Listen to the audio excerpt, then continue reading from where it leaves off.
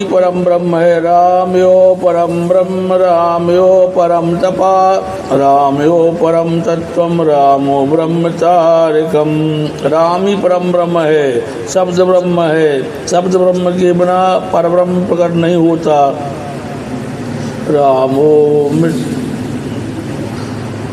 रामो राजमणि सदा विजयते रामं रमेशं भजे रामेण भेचार साचर्जबो रामाय तस्मै नमः।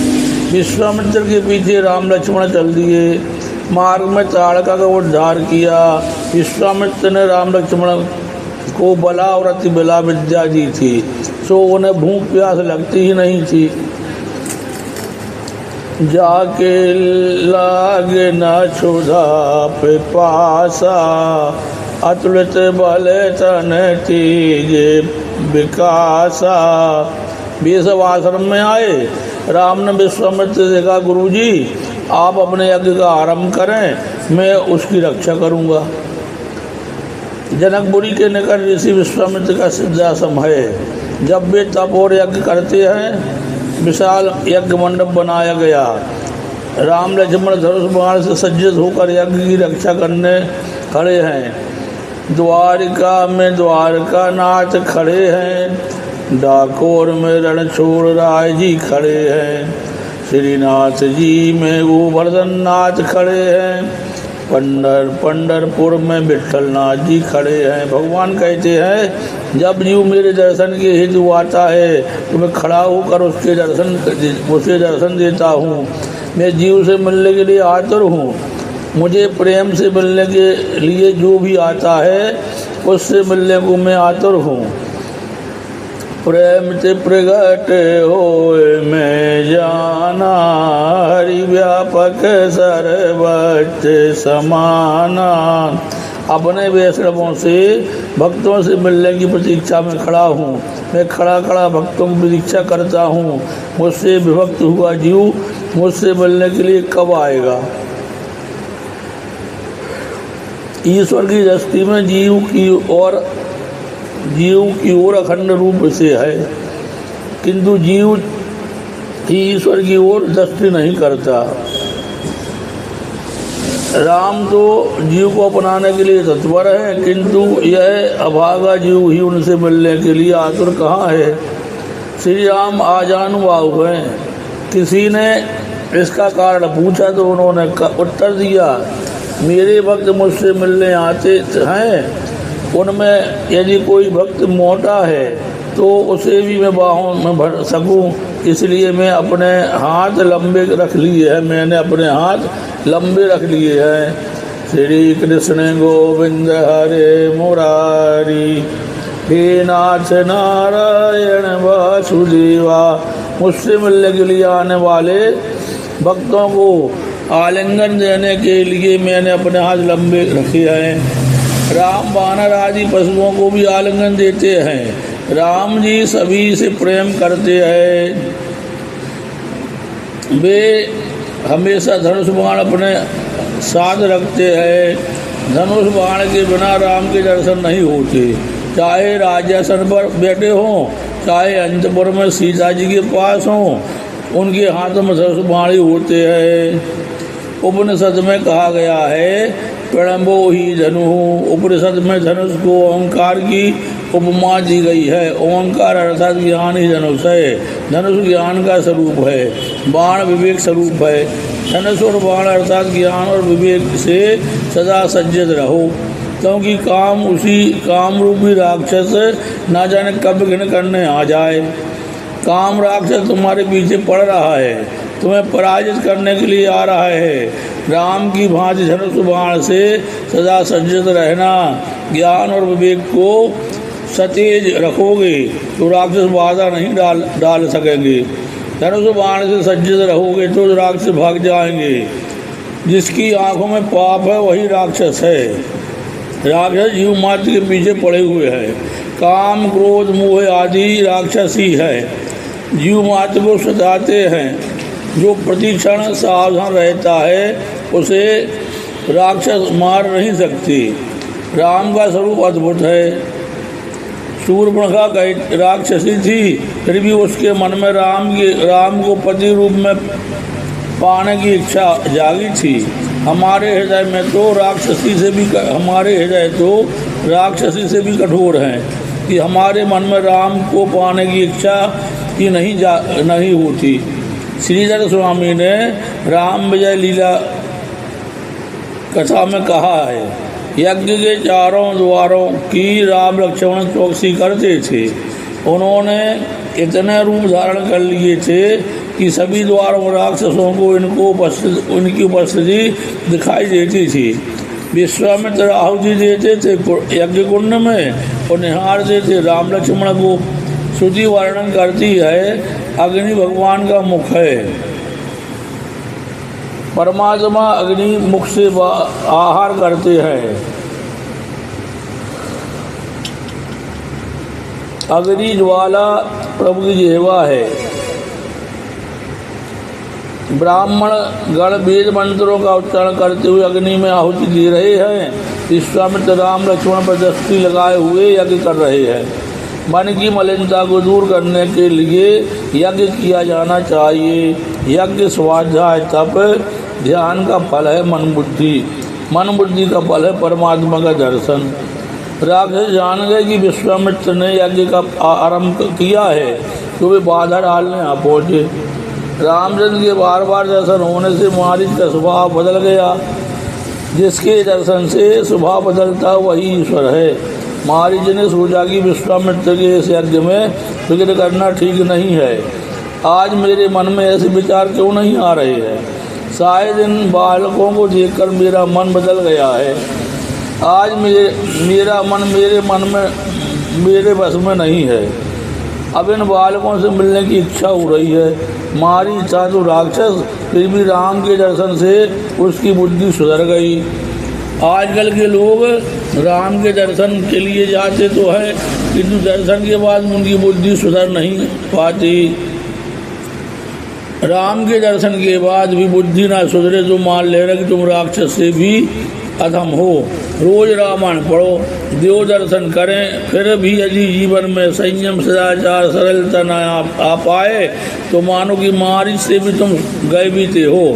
राम परमात्मा है, उनके प्रत्यक्ष दर्शन से मारीच की बुद्धि बदल जाए तो आश्चर्य ही क्या है। राम की नकल करते करते और राम का ही चिंतन करते करते रावण का काम मरता है। राम को याद करने से सारा जगत मात्र पर दिखता है। एकनाथ महाराज ने राम रावण युद्ध के समय का एक प्रसंग लिखा है।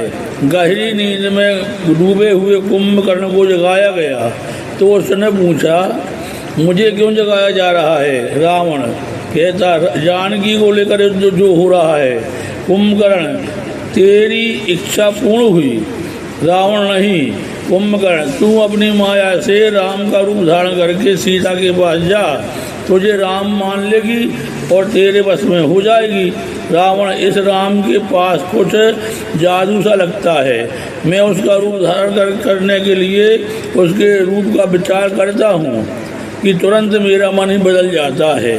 जो रूप धारण करने की इच्छा होती है उसका विचार तो करना ही पड़ता है।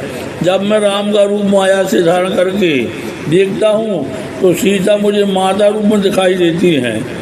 मेरे मन में काम तक नहीं रह पाता।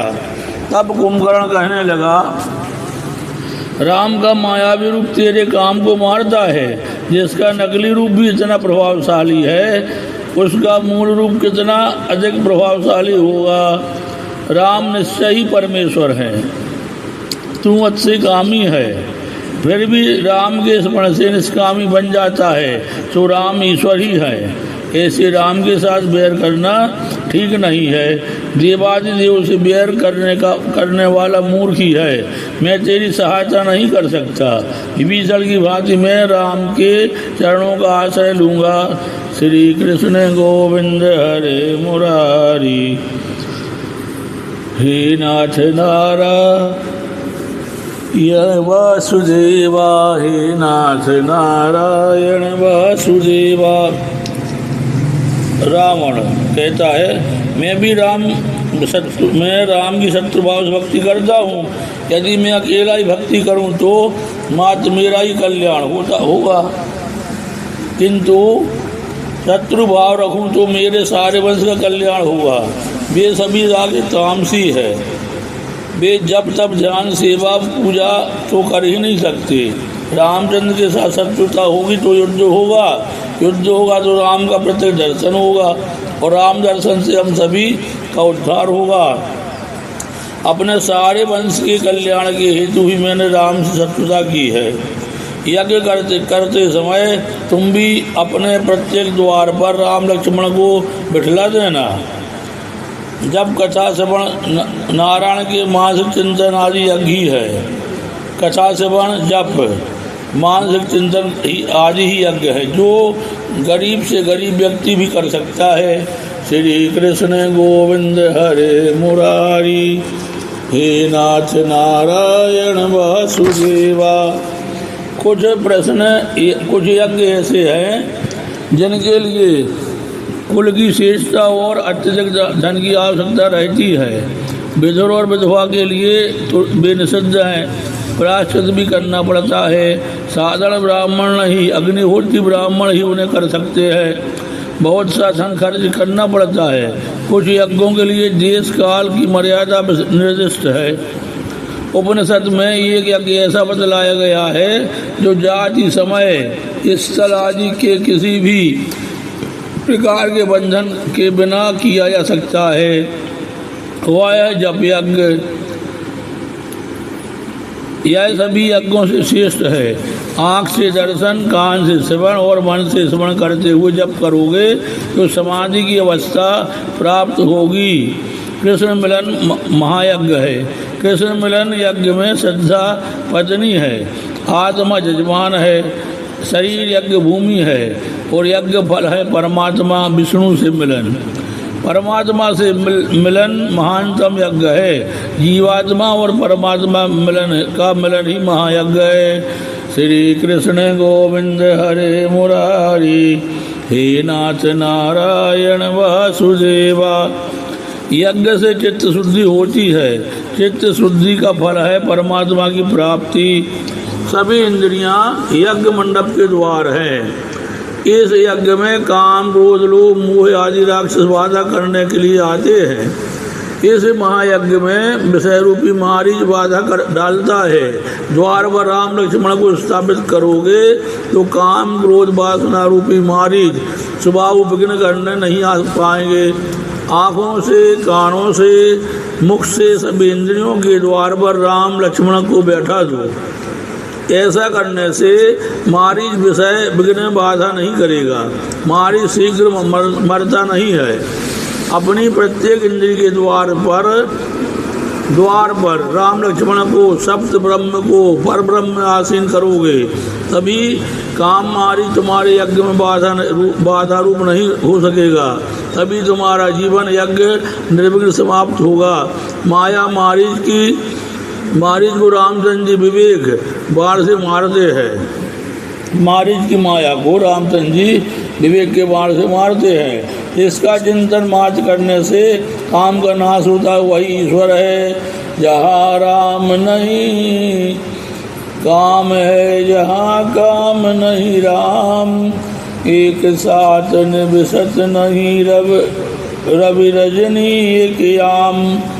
ज्ञानी महात्मा अपने इंद्रियों के द्वार बंद रखते हैं, जबकि वैष्णव जन द्वार पर राम लक्ष्मण को पधराते हैं। राम लक्ष्मण जानकी जय बोलो हनुमान की। राम लक्ष्मण जानकी जय बोलो हनुमान की। राम लक्ष्मण जानकी जय बोलो हनुमान की। भागवत का राहु और रामायण का मारीच विषय दोनों एक से है, तुरंत मरते ही नहीं आए। विश्वामित्र यज्ञ समाप्त होने पर था कि जनकपुर से निमंत्रण पत्रिका आई कि सीता जी का स्वयंवर होने जा रहा है। यज्ञादि से निवृत्त होकर राम लक्ष्मण को लेकर विश्वामित्र जनकपुर की ओर निकल पड़े। मार्ग में अहल्या का उद्धार करने का प्रसंग आया। विश्वामित्र ने राम से एक शिला को स्पर्श करने की आज्ञा दी। इस शिला तुम अहिल्या का उद्धार करो। राम सोच में डूब गए, क्योंकि जो साधक है वह तो लकड़ी की स्त्री का भी स्पर्श नहीं करता, ना स्पर्शेद दारवीमपि। 11 स्कंद के एक श्लोक में चरण है। राम ने कहा, मैं ऐसे प्रणाम करता हूँ विश्वामित्र, प्रणाम करने से कुछ भी नहीं होगा। राम, मैं चरण से स्पर्श कर दूँ तो पाप का भागी हूँगा। राम पाप से डरते हैं, आजकल लोग पाप से डरते ही नहीं हैं, मन चाहे सो कर लेते हैं। पाप से डर कर चलोगे तभी कल्याण होगा। पाप और ईश्वर से डरोगे तो मन शुद्ध रहेगा। मैं परस्त्री को बंधन करता हूँ, स्पर्श नहीं। राम परस्त्री का और सीता परपुरुष का स्पर्श नहीं करती थी। जहाँ तक हो सके परपुरुष परस्त्री का स्पर्श नहीं करना चाहिए। ब्रह्मचर्य का यही आदर्श है, कवियों ने कल्पना की है। राम ने अहिल्या का चरण से स्पर्श नहीं किया। बहती हुई हवा ने राम के चरणों की धूली उड़ाई, जो उस शिला पर आ पड़ी। फलतः शिला अहिल्या बन गई। एकनाथ जी ने भी यही कहा है, रामचरण की रज में ऐसी शक्ति थी कि अहिल्या का उद्धार हो गया। अहिल्या अर्थात बुद्धि, मात्र काम सुख का ही विचार करने वाली बुद्धि जड़ पत्थर बन जाती है। कोमल बुद्धि ही ईश्वर के पास जा सकती है, जड़ पत्थर सी नहीं। कोमल बुद्धि ही कृष्ण सेवा में द्रवित हो सकती है। कृष्ण कीर्तन से आज आनंद नहीं मिलता है, क्योंकि काम सुख का चिंतन करते रहने से बुद्धि पत्थर सी हो गई है। गोविंद जय जय गोपाल जय जय, राधा रमण हरि गोविंद जय जय। हरे राम राम राम हरे हरे, हरे कृष्ण कृष्ण कृष्ण हरे हरे। जड़ बुद्धि चेतनमयी कैसे हो सकती है? जब कोई सदगुरु संत महात्मा मिल जाते हैं तभी। जब किसी पवित्र संत की चरण रज पावन करती है तभी पत्थर सी जड़ बुद्धि प्रभु की चरण रज से जागर चेतना युक्त बनती है। अहिल्या बुद्धि राम चरण रज से शुद्ध सचेतन बनी। अहिल्या ने प्रभु से प्रार्थना की, मेरे पति ने मुझे साप देकर ठीक ही किया था, क्योंकि इसी कारण से तो मैं आपका दर्शन पा सकी। उसी समय ऋषि गौतम जी वहाँ आए। उन्होंने भी भगवान राम से कहा, मेरी पत्नी का आपने उद्धार किया। मैं आपको आशीर्वाद देता हूँ कि आपका विवाह सुंदर गुणवती कन्या के साथ होगा। विश्वामित्र राम लक्ष्मण को लेकर राजा जनक की सभा में आए। इन कुमारों को देखकर जनक सोचने लगे कि ऋषि कुमार है या राजकुमार। उन्होंने विश्वामित्र से पूछा, ये कौन है? विश्वामित्र, तुम तो महाज्ञानी हो, स्वयं ही निर्णय करो ये कौन है।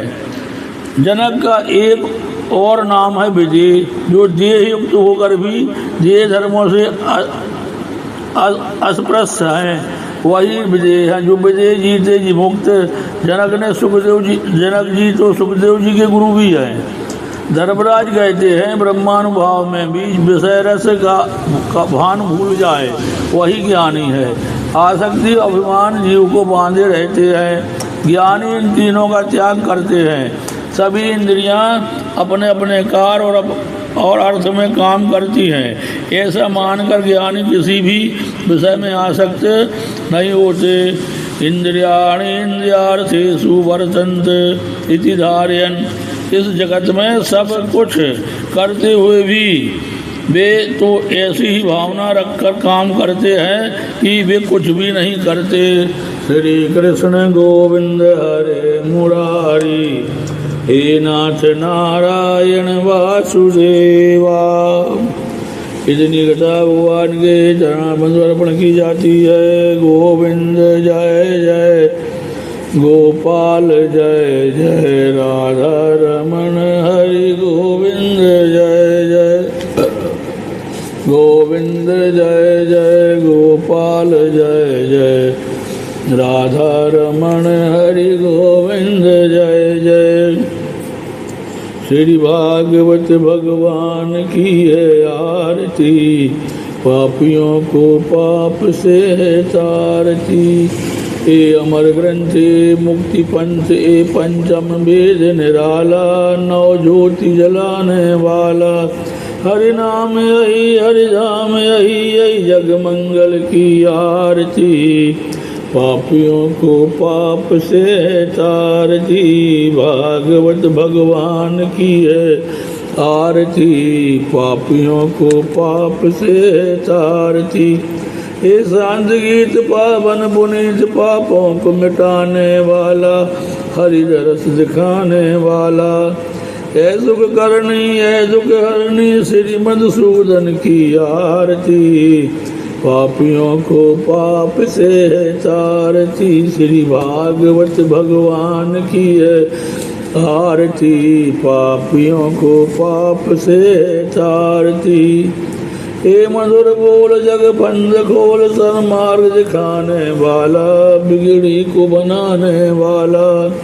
श्री राम यही घन श्याम यही यही प्रभु की महिमा की आरती, पापियों को पाप से तारती। श्री भागवत भगवान की है आरती, पापियों को पाप से तारती।